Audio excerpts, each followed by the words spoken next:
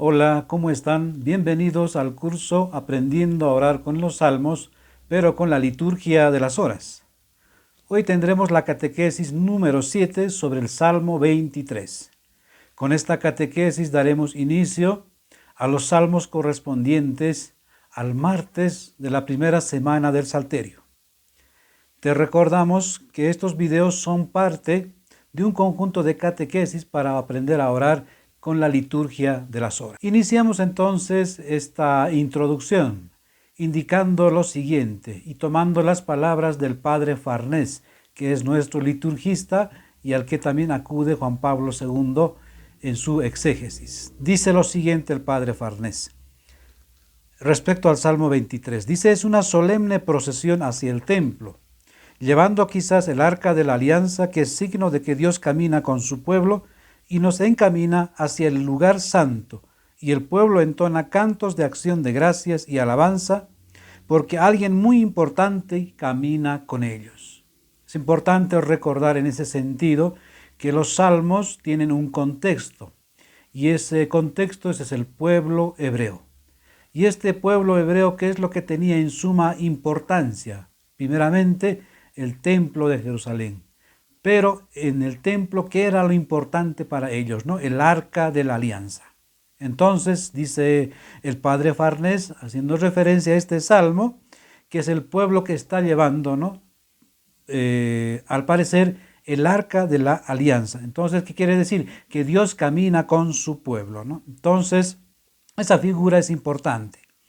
Ahora también es importante recordar que esta hermosa figura del arca de la alianza también nos lleva a la figura de la liturgia eucarística y también, por supuesto, de la liturgia de las horas, porque en ellas, ¿quién camina con nosotros? Es el Señor quien camina con nosotros. Entonces caminamos de la mano del Señor. Entonces, Él es el héroe valeroso, como dirá más adelante el Salmo 23, es el valiente en la batalla que nos va a introducir en el templo, ¿no? Donde está su gloria. Este salmo, de verdad, hermanos, es precioso. ¿Por qué? Porque nos hace referencia de una cosa importante, que el Señor quiere que nos vayamos al cielo. Y en esta hora de la mañana nos prepara para eso, para maravillarnos de que hay alguien que camina junto a nosotros, porque nuestro último objetivo es llegar al cielo. ¿Cuáles son los requisitos? Lo veremos más adelante. Por eso, para poder entender el Salmo 23 hay un hilo conductor, dice Juan Pablo II, que es necesario tener. Y son tres presupuestos fundamentales que los vamos a repetir brevemente. La primera es la verdad de la creación. Dios crea el cielo y la tierra y cuanto hay en él para nosotros, para que nosotros la habitemos, como por ejemplo lo hemos rezado en el cántico de Daniel. Entonces esta tierra Dios la hizo segura. Por eso dice en el Salmo, como veremos más adelante, la fundó sobre los mares y la afianzó sobre los ríos. Primer presupuesto. Segundo presupuesto se refiere a que las criaturas seremos sometidos a un juicio particular por nuestras obras. Por eso el salmista dirá lo siguiente: ¿quién subirá al monte del Señor? Y eso es lo que responderemos también a través de este salmo. Y el tercer presupuesto es lo siguiente: nos muestra el misterio de la venida de Dios. Dice, viene Dios a través del cosmos y de la historia para entablar una relación de comunión ¿con quién? Con nosotros. ¿Quién es ese que viene a través de la historia? Es Jesucristo. Al respecto, un comentarista moderno, al que hace mención Juan Pablo II, decía lo siguiente respecto al Salmo 23. Dice: se trata de tres formas elementales de la experiencia de Dios y de la relación con Dios.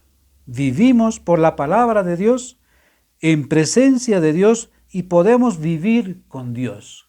Creo que estos presupuestos fundamentales son importantes y de inicio ya nos muestra que el tríptico divino, que es importante que lo recordemos siempre. Por lo tanto, el Salmo 23 nos llevará ¿a qué? Al encuentro de Dios a través de tres momentos, como hemos visto, que de alguna manera también, queridos hermanos, nos hace referencia a la Santísima Trinidad, como decíamos, a ese tríptico divino. Vamos de la mano del Padre, ¿sí?, con la salvación del Hijo Jesucristo, y con la protección del Espíritu Santo. Por lo tanto, hermanos, esta es otra característica importante de la oración con la liturgia de las horas. Justamente vuelvo a repetir, el tríptico divino, es decir, Padre, Hijo y Espíritu Santo. Entonces, hecha esta introducción, vamos a dar inicio a la catequesis de hoy. Dios mío, ven en mi auxilio. Señor, date prisa en socorrerme. Gloria al Padre, al Hijo y al Espíritu Santo, como era en un principio, ahora y siempre, por los siglos de los siglos. Amén. Antífona. El hombre de manos inocentes y puro corazón subirá al monte del Señor. Salmo 23. Entrada solemne de Dios en su templo. Del Señor es la tierra y cuanto la llena, el orbe y todos sus habitantes. Él la fundó sobre los mares, Él la afianzó sobre los ríos. ¿Quién puede subir al monte del Señor? ¿Quién puede estar en el recinto sacro? El hombre de manos inocentes y puro corazón, que no confía en los ídolos, ni jura contra el prójimo en falso. Ese recibirá la bendición del Señor. Le hará justicia el Dios de salvación. Este es el grupo que busca al Señor, que viene a tu presencia, Dios de Jacob. Portones, alzad los dinteles, levantaos puertas antiguas, va a entrar el Rey de la Gloria. ¿Quién es ese Rey de la Gloria? El Señor héroe valeroso, el Señor héroe de la guerra. Portones, alzad los dinteles, levantaos puertas antiguas, va a entrar el Rey de la Gloria. ¿Quién es ese Rey de la Gloria? El Señor Dios de los ejércitos, Él es el Rey de la Gloria. Gloria al Padre, al Hijo y al Espíritu Santo, como era en un principio, ahora y siempre, por los siglos de los siglos. Amén. El hombre de manos inocentes y puro corazón subirá al monte del Señor.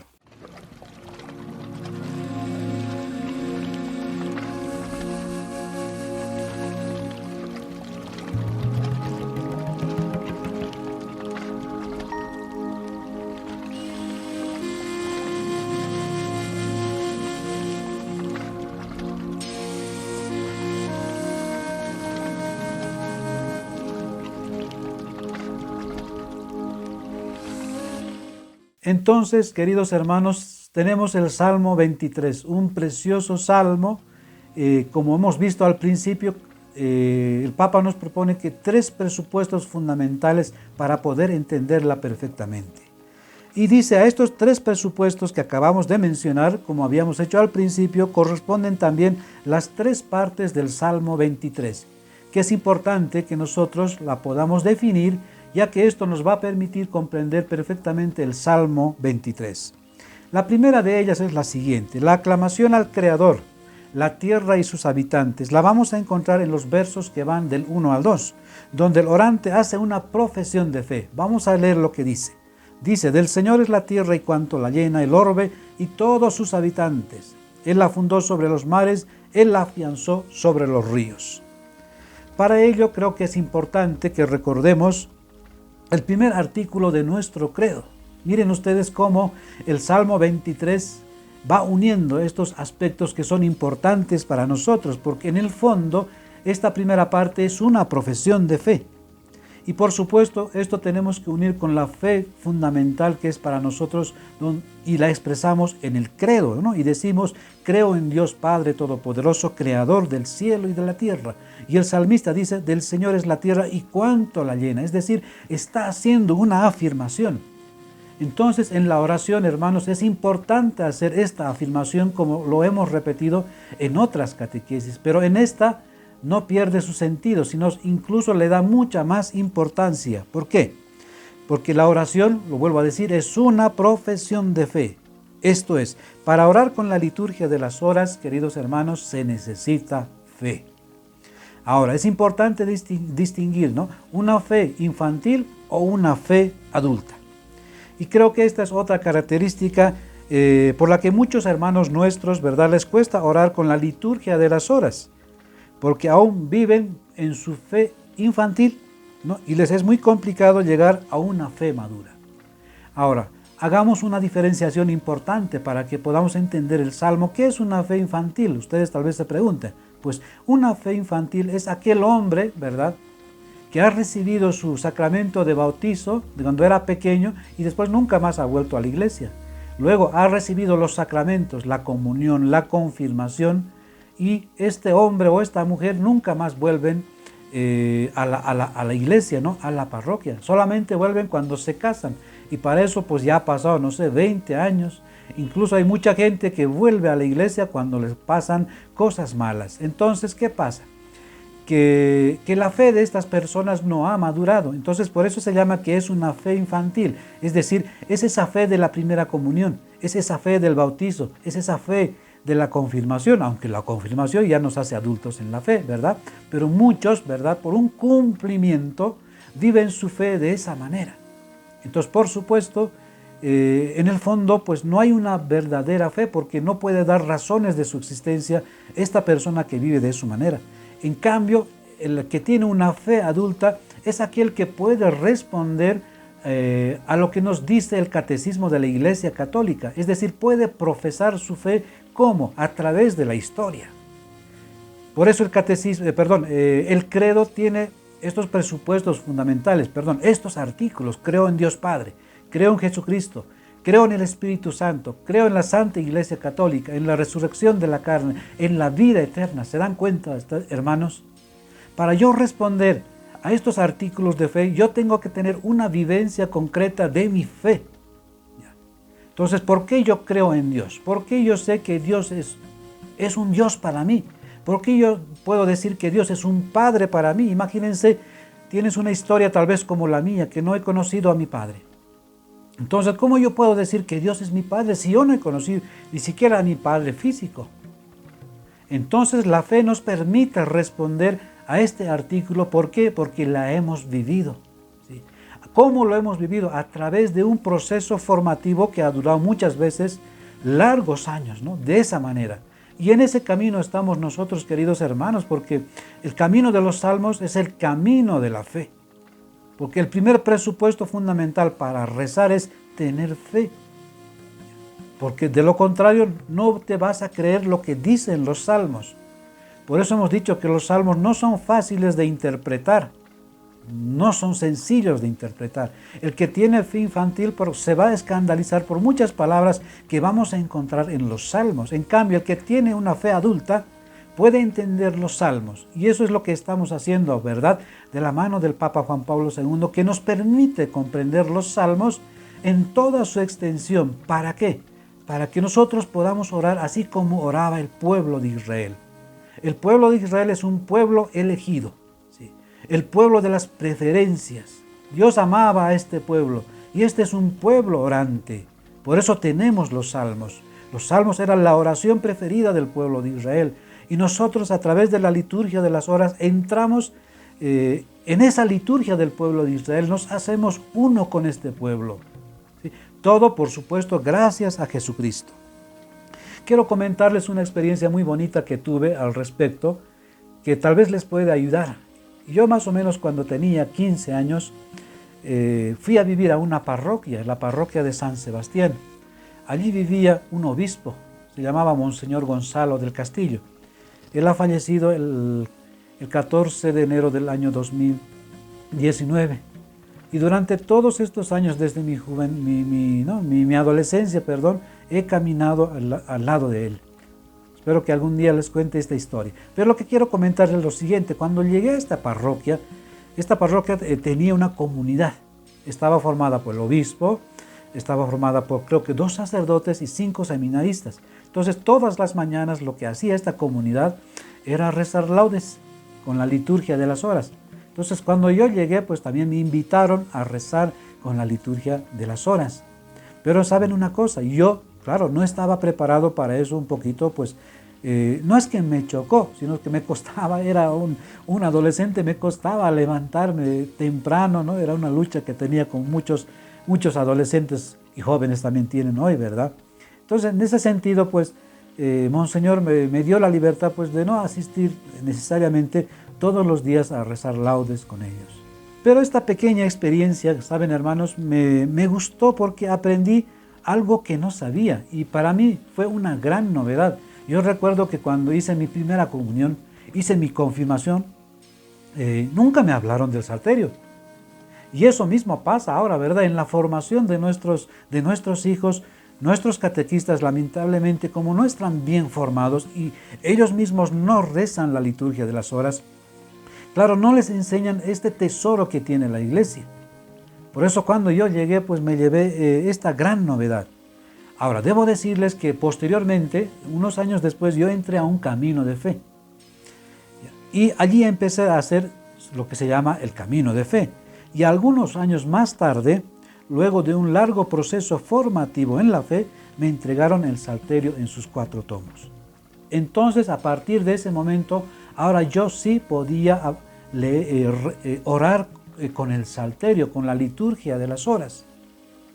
Tal vez a muchos de ustedes también les va a pasar esto, ¿verdad? Es decir, claro, no tengo una comunidad de fe que me vaya nutriendo yo de la fe.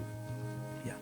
Entonces, claro, si yo simplemente voy de mi casa a mi parroquia y hago el servicio, por ejemplo, de ministro extraordinario de la comunión, pero no tengo una fe viva donde yo esté recibiendo enseñanza, esté recibiendo doctrina, entonces, por supuesto, lo único que voy a tener es lo que escucho en el templo, lo que escucho en la parroquia.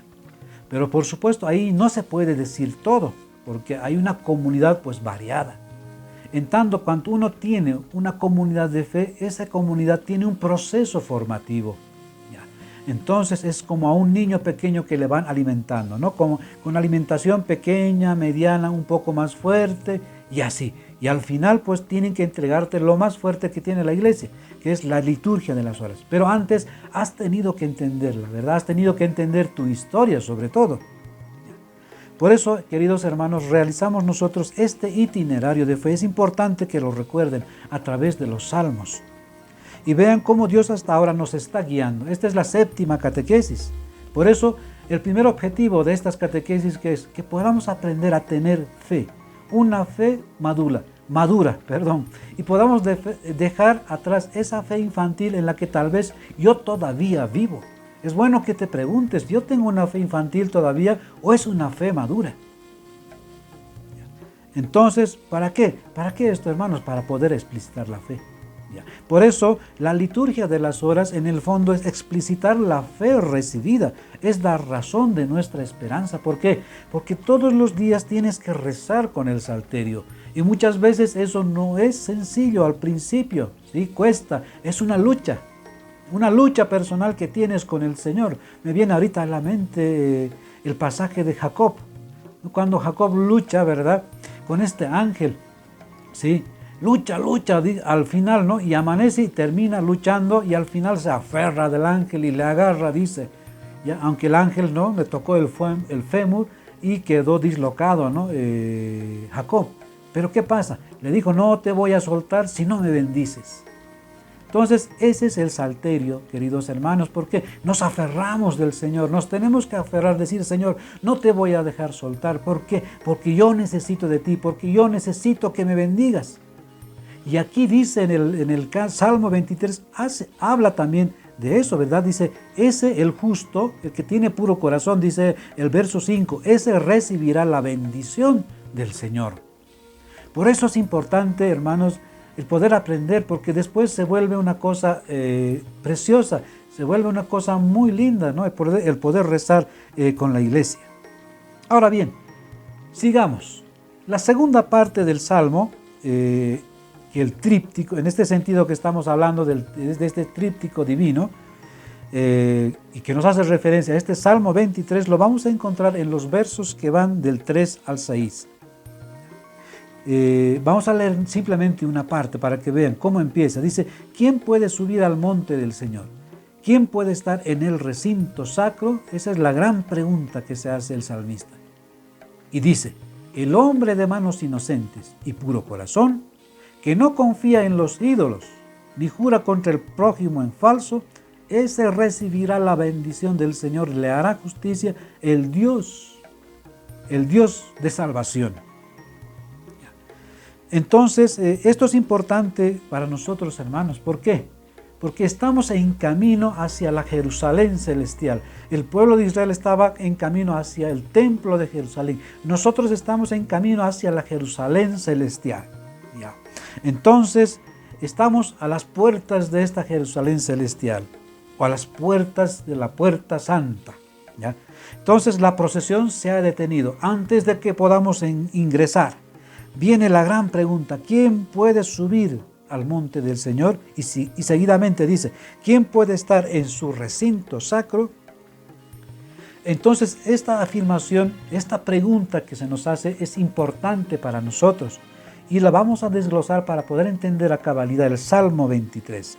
Dice entonces, acá vienen las condiciones que el orante, es decir, cada uno de nosotros debe cumplir para acceder a la comunión del Señor. ¿Ya?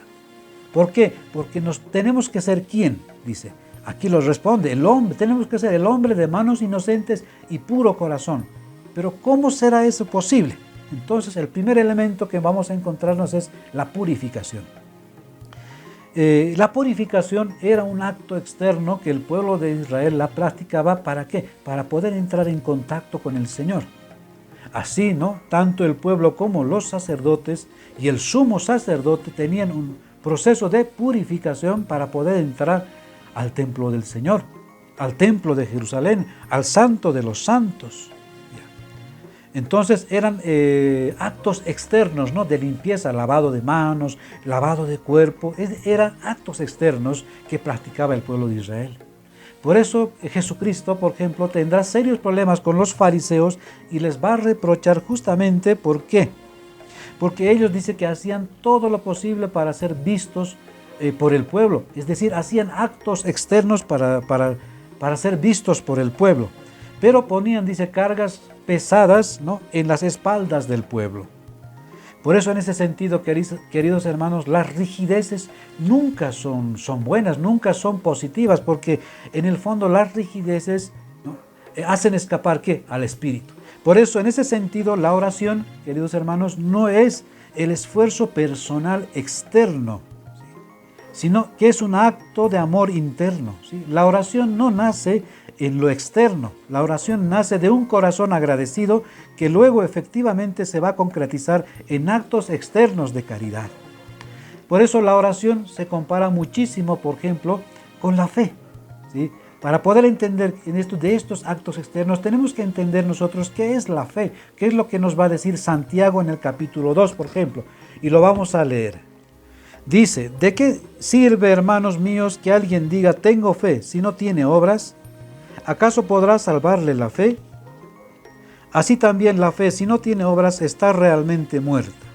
Y al contrario, alguno podrá decir, tú tienes fe, pues yo tengo obras. Pruébame tu fe sin obras, y yo te probaré por las obras mi fe. Eso es lo que nos dice el apóstol Santiago, que creo que es una palabra importante. Por eso, en ese sentido, la fe y la oración van juntas, ¿sí? Ya lo vimos en la primera parte, ¿no? Por lo tanto, para estar en comunión con el Señor debemos observar también una segunda condición. Ya. Vuelvo a recalcar, queridos hermanos, tal vez aquí no me están entendiendo en esta parte, en esta afirmación que he hecho y la que hace Santiago. Es decir, las obras son importantes, dice, los hechos externos son importantes, pero deben ir ¿de qué? Agarrados de la fe. Por eso hemos hablado, ¿verdad?, que el Salmo 23 habla de esa profesión de fe. Entonces la fe y las obras no pueden estar separados. Entonces les decía también que hay otro punto fundamental, aparte de la purificación, que debemos observar, dice el Papa Juan Pablo II, que son los compromisos morales y existenciales. Y acá viene un punto muy importante que es necesario practicar, una especie, ¿verdad?, de examen de conciencia, un acto penitencial que es necesario realizar antes de la celebración litúrgica. Para esto creo que la figura nos viene muy bien cuando vamos a participar de la Eucaristía. ¿Sí? En los ritos introductorios lo primero que tenemos es el acto penitencial. Nos ponemos delante del Señor, ¿verdad? Para que los pecados con los que venimos nosotros también la digamos ahora públicamente, ¿no? Y podamos confesar después al Señor. En ese sentido dice Juan Pablo II que son 3 las exigencias planteadas por los sacerdotes para que nosotros podamos entrar al templo, a la Jerusalén celestial, dice.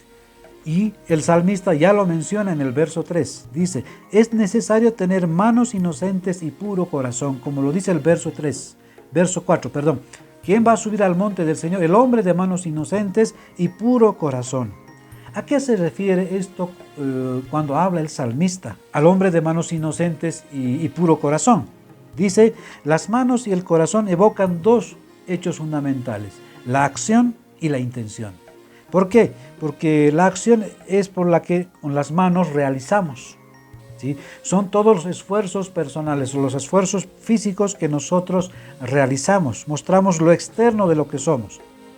Y con el corazón expresamos ¿qué? La intención, la interioridad.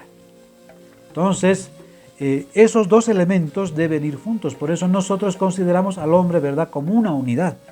Alma y cuerpo es una unidad. Es decir, el cuerpo no es una cosa y el alma es otra cosa.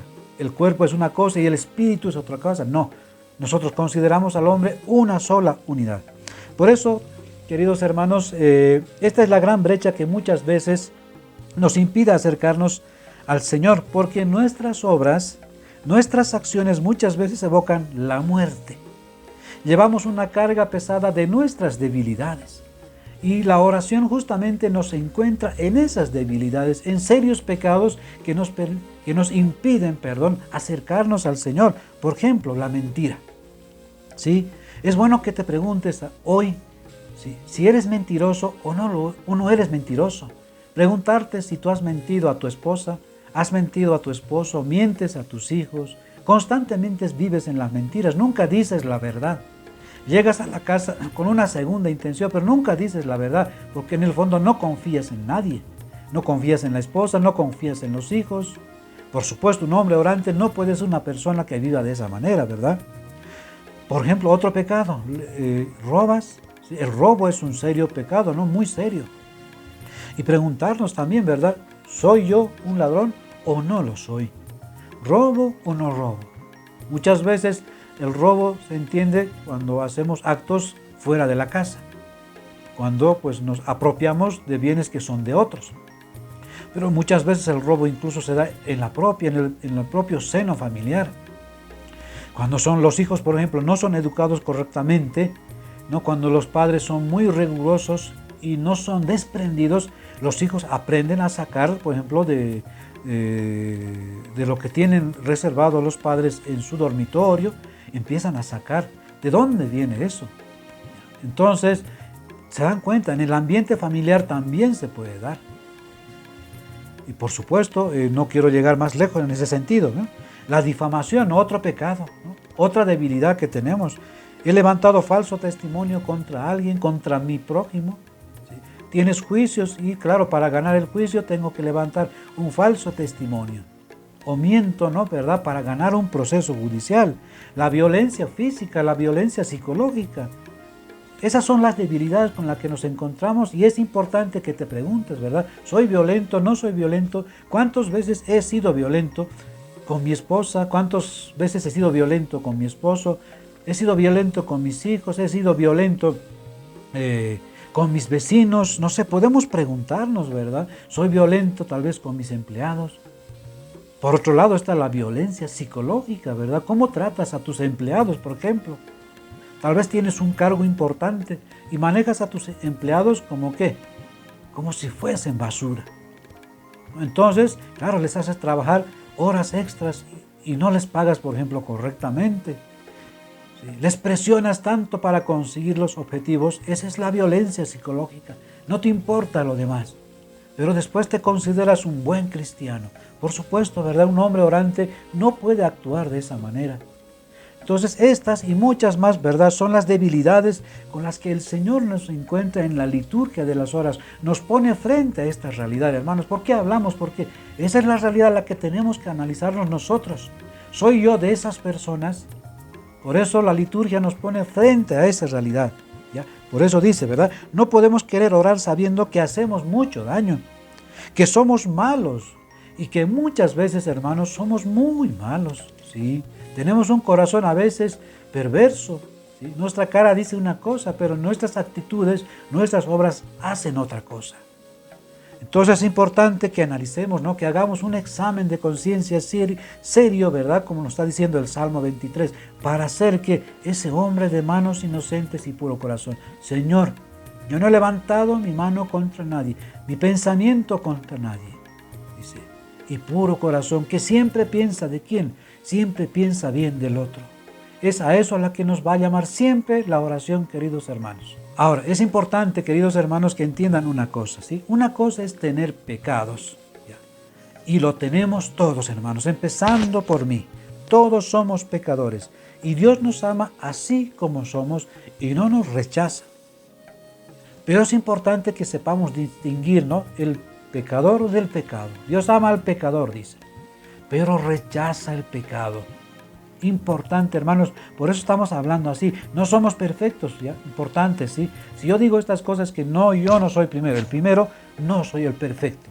No, yo creo que soy el primer pecador aquí, pero yo sé que Dios me ama así como soy. Y yo sé que a ti también Dios te ama así como eres. Pero hacer del pecado un arma con el que puedo hacer daño a los demás es terrible. Por eso es necesario que hablemos de eso y nos pongamos frente a esta realidad. Por supuesto, un hombre o una mujer que vive en ese estado de vida no puede hacer oración, mucho menos puede hacer oración con la liturgia de las horas. ¿Por qué? Porque la oración te va a denunciar tu pecado, ¿sí? Y si uno es consciente, ¿sí?, entra en ese examen de conciencia y dice, Señor, sí, efectivamente yo soy ese hombre, esa mujer. Pero no se olviden, hermanos, estamos en un camino de fe. Y el Señor nos está educando, ¿para qué? Para tener un encuentro con Él. Ahora, la segunda exigencia para ser este hombre de manos inocentes y puro corazón, dice, es no mentir. Dice. En el lenguaje bíblico, hermanos, la mentira no solo remite a la sinceridad, como nosotros podemos pensar. Para el hebreo, por ejemplo, la palabra dada era muy importante. Por eso cuando Dios hace la alianza con el pueblo de Israel, le dice, ustedes serán mi pueblo y yo seré vuestro Dios. Entonces, Israel, ¿qué tenía que hacer? No tenía que faltar a esa palabra. Y cuando el pueblo faltaba a su palabra, cuando vivían en idolatría y habían asumido las costumbres de los pueblos vecinos. Por eso dice, no puede ser ese hombre de manos inocentes y puro corazón que confía en los ídolos. ¿Sí? Por eso la idolatría, hermanos, es un pecado serio contra el primer mandamiento. El pueblo de Israel, lo vuelvo a decir, tenía un serio problema con la idolatría. Serio problema. Por eso cuando iban a ingresar a la tierra prometida les dice, ¿verdad? En Deuteronomio 6:14, cuando entren en la tierra y tomen posesión de ella, no van a imitar, dice, las costumbres de los pueblos extranjeros allí. Israel, no los vas a imitar, no te vas a ir detrás de sus dioses. Y por supuesto, Israel siempre fallaba. Cuando Dios desaparecía un poco de la vida del pueblo, Israel empezaba a desfallecer. ¿Recuerdan ustedes cuando está en el monte Sinaí, Moisés? Y cuando baja Moisés después de 40 días, el pueblo está adorando un becerro de oro. Esta es la gran debilidad del pueblo de Israel, hermanos, y esta es la gran debilidad con la que nosotros nos encontramos también todos los días. ¿Qué es un ídolo? Un ídolo es un Dios falso al que uno le pide la vida. Ese es un ídolo. Por eso, antiguamente los ídolos eran imágenes, ¿sí? Imágenes, estelas concretas, como el becerro de oro, ¿verdad? Un animal concreto.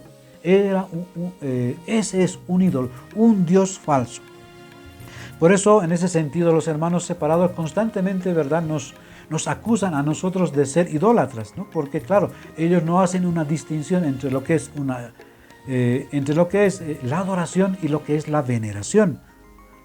Nada más entre paréntesis, hermanos, nosotros lo que hacemos cuando nos ponemos frente a una imagen de un santo o de la Virgen María, lo que hacemos es un acto de veneración. Y le pedimos no a esa, sino a lo que representa esa imagen, ¿verdad? Y le pedimos que interceda por nosotros. ¿Por qué? Porque ahora nosotros sabemos que ese santo o la Virgen María han sido ejemplos de santidad y que ellos ahora están, ¿dónde? Están con el Señor. Y si están con el Señor, le decimos, por favor, mamita Virgen María, ayúdame. ¿Por qué? Porque tú estás cerca del Señor. Y por supuesto, como buena intercesora, la Virgen María nos va a ayudar. Pero por supuesto, el mundo protestante no lo entiende eso, ¿verdad? O es una cosa o la otra cosa. Pero por supuesto, nuestro catecismo nos dice claramente a nosotros que es la idolatría, ¿verdad? Ahora, es importante ver en ese sentido, por ejemplo, vamos a leer a San Mateo capítulo 4, versos 8 al 10, y vamos a ver lo que nos quiere decir el Señor Jesús. Dice, Todavía le lleva consigo el diablo a un monte muy alto, le muestra todos los reinos del mundo y su gloria, y le dice: todo esto te daré si postrándote me adoras. Dícele entonces Jesús: apártate, Satanás, porque está escrito: al Señor tu Dios adorarás y solo a Él darás culto. ¿Sí? Eso es lo que en la fe católica profesamos, ¿verdad? Entonces, pero hay una cosa interesante aquí que con San Mateo nos viene a vislumbrar. Es decir, la idolatría ya no solo es postrarse frente a un ídolo de yeso o de madera. La idolatría ahora nos ofrece, la idolatría que nos ofrece hoy día el mundo, al que muchas veces nosotros le pedimos la vida, toma otras formas, ¿sí? Estos ídolos modernos toman otras formas hoy. Y muchas veces nosotros, ¿verdad?, pedimos la vida a esos ídolos modernos. ¿Cuáles son? Nada más voy a mencionar unos dos nada más para que podamos entender. Por ejemplo, el dinero, ¿sí? El dinero es un serio ídolo en el mundo, ¿sí? Todos hacen para poder adquirir dinero. Y muchos incluso pues hacen daño a su hermano físicamente. ¿Para qué? Para robarle el dinero. Todo por el dinero. ¿Sí? Otros venden su cuerpo por el dinero. Otros mienten por el dinero. Otros trabajan, no importa si vas a trabajar 24 horas, las 24 horas del día para tener ese dinero, ¿no? Un buen pago, ¿no? Entonces todo haces por el dinero. Y por supuesto, cuando uno vive de ese falso Dios que es el dinero, que pasa, olvida a su familia, olvida a sus hijos, olvida a su esposa. Y por supuesto, ¿quién va a ocupar el corazón, el lugar o el corazón de esa persona? ¿Quién va a ocupar? ¿Va a ser Dios o va a ser este nuevo ídolo? Por supuesto va a ser este ídolo. Y paulatinamente, ¿qué va a pasar con esta persona? Va a ir abandonando al Señor, ¿sí? Porque no podemos servir a Dios y al dinero, dice, ¿verdad?, el evangelista. Porque amando a uno, odiarás al otro, dice. Entonces creo que esta palabra es importante para nosotros. Y nada más yo me quedo con este ejemplo, hermanos, porque hay otros ídolos también, ¿verdad? Están los bienes, por ejemplo. Están los honores del mundo. Entonces yo les dejo el trabajo a ustedes para que analicen, ¿verdad? O sea, ¿de qué soy ídolo? ¿Cuáles son los ídolos que yo tengo que me impiden acercarme al Señor? Al que estoy pidiendo la vida yo constantemente. Ahora, hermanos, vamos a entrar a la tercera parte del Salmo, que van de los versos 7 al 10. Dice: portones, alzad los dinteles, levantaos puertas antiguas, va a entrar el Rey de la Gloria. Lo repite dos veces y dos veces va a decir: ¿quién es ese Rey de la Gloria? Dice: el Señor héroe valeroso. Y en el verso 10 dice: ¿quién es ese Rey de la Gloria? El Señor Dios de los ejércitos. Entonces, imagínense, el pueblo, el orante que somos nosotros, está ya está preparado, ha llegado a las puertas del templo. Estamos ya para entrar al cielo nosotros. Entonces, para encontrarnos, por supuesto, con el Señor. Y lo hacemos pues con voces triunfales, cantando este cántico, el Salmo 23, por ejemplo, ¿no? Porque justamente el Salmo 23, hermanos, es un salmo que se hace como canto de entrada. En la liturgia dominical, por ejemplo, como experiencia personal les digo, nunca he escuchado este salmo cantar a los cantores, por ejemplo, no. Pero en mi comunidad de fe, queridos hermanos, sí, lo cantamos.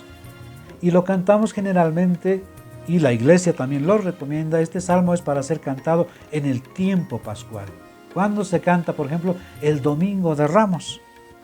El Domingo de Ramos, donde se canta, ¿no? ¿Por qué? Porque ¿quién está entrando al templo? ¿Quién está venciendo la muerte? ¿Quién va a pasar por la muerte y va a resucitar? Y va a entrar en nuestras vidas, va a ser Jesucristo. Por lo tanto, ¿quién es ese Rey? Ese héroe valeroso, ¿quién es? Es Jesucristo. ¿Ya? Y en la primera carta de San Pedro, ya por el tiempo, no lo voy a leer, nos dice una cosa importante, que Dios descendió a los infiernos. Este héroe valeroso del que estamos hablando, el que hace referencia al Salmo 23, ¿ya? Y dice Juan Pablo II, hago un paréntesis, ¿verdad?, que en la liturgia de Occidente y de Oriente, dice, los usa para recordar el victorioso descenso de Cristo a los infiernos, que nos dice en la epístola de Primera de Pedro 3:19. Y también hace referencia a la ascensión del Señor resucitado al cielo, que nos dice en los Hechos de los Apóstoles, en el capítulo 1 del verso 9 al 10. Por lo tanto, ¿Quién es este hombre del que está hablando el Salmo? Es Jesucristo el Señor. ¿Sí? ¿Por qué? Porque Él es el que está venciendo, es el que va a vencer la muerte para entrar después de resucitado en la gloria de su Padre. Y por supuesto, Él es el que camina con nosotros, es el que nos prepara con nosotros el camino para ir al cielo. Por eso, para entrar al cielo, dice el salmista, ¿quién puede entrar? Dice, el hombre de manos inocentes y puro corazón. Jesucristo ha sido ese hombre de manos inocentes y puro corazón. Pero también esa es la imagen a la que nos está llamando Jesucristo para que nosotros seamos ese tipo de personas. Ahora, hermanos, finalmente, por eso en este Salmo 23 nos va a recordar en el último verso lo siguiente que ya lo hemos mencionado, ¿verdad? ¿Quién es ese Rey de la Gloria? Es el Dios de los ejércitos, Él es el Rey de la Gloria. Entonces, con esto ya casi vamos cerrando nuestra catequesis, hermanos. Este Salmo, ¿a qué nos hace referencia? Nos hace referencia a que Cristo ha vencido la muerte. ¿Sí? Cristo es el héroe valeroso que ha venido en nuestra ayuda, en esta hora de la mañana. Es el que viene siempre y entra triunfante en la muerte y después sale de ella también triunfante. ¿Para qué? Para acompañarnos a nosotros en cada una de nuestras actividades y para decirnos que Él es el que va a tener, Él es el que va a hacer nuestras luchas. Nosotros necesitamos un héroe valeroso que luche por nosotros porque todos los días nos enfrentamos a una realidad, queridos hermanos. ¿Cuál es la realidad que todos los días tenemos, hermanos? Es el no poder amar. Todos los días me doy cuenta que es imposible amar al otro así como soy. Tal vez alguno me diga, no, yo no tengo problemas con eso. Bueno, seguramente si es así, pues ya tendría que estar en los altares, ¿verdad? No, yo, empezando por mí, todos los días me veo esa realidad que el salmista me denuncia, ¿no? Que soy imposible de amar a quién. Me cuesta amar a mi esposa, porque tiene su carácter. Me cuesta amar a mis hijos, que ahora que están ya jóvenes, adolescentes, ¿no? Me cuesta, ¿no? Porque cuando eran niños eran de otra manera. Ahora que tienen esta edad, pues me hacen sufrir. Me cuesta amar a mis hermanos también de comunidad, ¿no? Que tienen sus caracteres, a mis vecinos. ¿Sí? Y con mucha más razón, pues me cuesta amar a mis enemigos muchísimo. Por eso todos los días nos enfrentamos a esta realidad. ¿Sí? Y entonces hay alguien, un héroe valeroso que viene en nuestra ayuda. Él es entonces el que entra dentro de nosotros y nos dice, ¿verdad? Tú no puedes amar, pero yo contigo o yo por ti voy a entrar en esta cruz, porque en el fondo ese es un sufrimiento para nosotros, hermanos. El no poder amar es un sufrimiento. ¿Sí? El no poder amar a la esposa así como es un sufrimiento. El no poder amar al esposo es un sufrimiento. Pongo un ejemplo, tú puedes amar a tu esposo que es alcohólico. Tú puedes amar a tu esposo que es violento. Dios quiera que esto no pase entre nosotros, hermanos, pero muchas familias sí lo pasan. ¿Cómo podemos amar a estas personas? Eso no quiere decir, pues ahora, que yo voy a permitir que me hagan violencia, ¿no? Pero no estamos hablando solo, recordemos, hermanos, de la violencia física, sino también de la violencia psicológica. A veces incluso podemos hacer violencia con no hablar a nuestro esposo. Si te has enojado con él, te has peleado con él, entonces lo que haces es cortarle la palabra. Y eso que es no poder amar, porque si uno pudiese amar, diría, yo voy a perdonar esto que hace conmigo y le voy a hablar normalmente. Y no, tenemos un corazón pues que es frágil. Entonces esa es la realidad pues en la que nos encuentra el Señor todos los días. Entonces, ¿quién entra en esta realidad para que nosotros podamos aprender a amar? Es Cristo. Como los decía, ¿verdad? Porque ese no amar, ¿qué es? Es la muerte. ¿Sí? Y justamente, ¿verdad? Cristo sube a la cruz, ¿por qué? Porque no le comprendieron. ¿Sí? Sube a la cruz, ¿por qué? Porque es odiado. Sube a la cruz porque todos los pecados son llevados por Él. Dice, ahora yo voy a asumir los pecados de este pueblo. Yo voy a morir por todos ellos, nadie más. Ya no habrá un cordero más, porque ahora el nuevo cordero soy yo.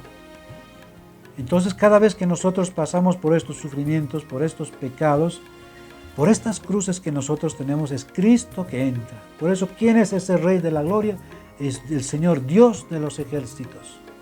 Él tiene un ejército, dice San Agustín, dice, claro, este ejército no son ejércitos como los que nosotros pensamos, dice, el ejército del Señor, dice, es el cosmos, son las estrellas, es la naturaleza, dice, ese es el ejército que Dios tiene. Y con ellas este Señor lucha, porque lucha con nosotros y por nosotros, hermanos. Bien, de esta manera pues vamos llegando ya a la conclusión del Salmo 23, que nos invita entonces, hermanos, ¿a qué? Creo que lo tenemos claro, ¿verdad? Ser esos hombres y mujeres que son de manos inocentes y puro corazón. ¿Por qué? Porque estas personas van a poder entrar al cielo. Imagínense ustedes cuando vayamos a morir, cuando Dios nos llame a su presencia, ¿quién podrá entrar al cielo? El hombre de manos inocentes y puro corazón. Pero hay una cosa ahora, hermanos, hay una certeza que al final lo hemos dicho, ¿verdad? Tal vez para nosotros es imposible, pero para Dios nada es imposible. Por eso que nuestros actos sean la resonancia de nuestro corazón. Por eso dice el Salmo, ¿verdad? Ese recibirá la bendición del Señor. El que es una persona como esa, ¿verdad? De manos inocentes y puro corazón. Cuando David es descubierto en su pecado, él hace la oración más hermosa que se pueda tener en el libro de los Salmos, el Salmo 50. Donde una parte dice lo siguiente, dice, los sacrificios no te satisfacen. Si te ofreciera un holocausto, ¿sí? Actos externos, dice, tú no lo querrías. Dice, mi sacrificio es un espíritu quebrantado y humillado, tú no lo desprecias.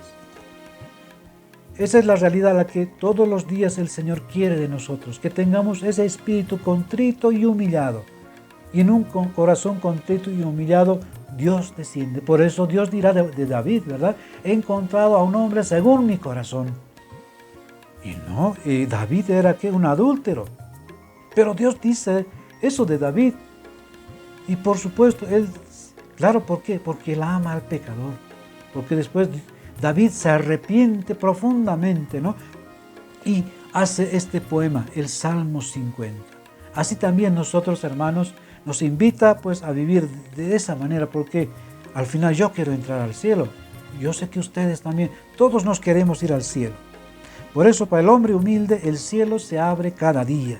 Cada día es una nueva oportunidad y cada día a través de la oración entramos en la morada de Dios de la mano de nuestro héroe valeroso, el valiente en la batalla que es Cristo el Señor. No olvidemos, hermanos, Él camina siempre a nuestro lado. ¿Y por qué? Porque hacemos la oración con la liturgia de las horas. De esta manera, hermanos, terminamos la catequesis sobre el Salmo 23. Dios mediante nos estamos viendo el próximo domingo. Buenas noches.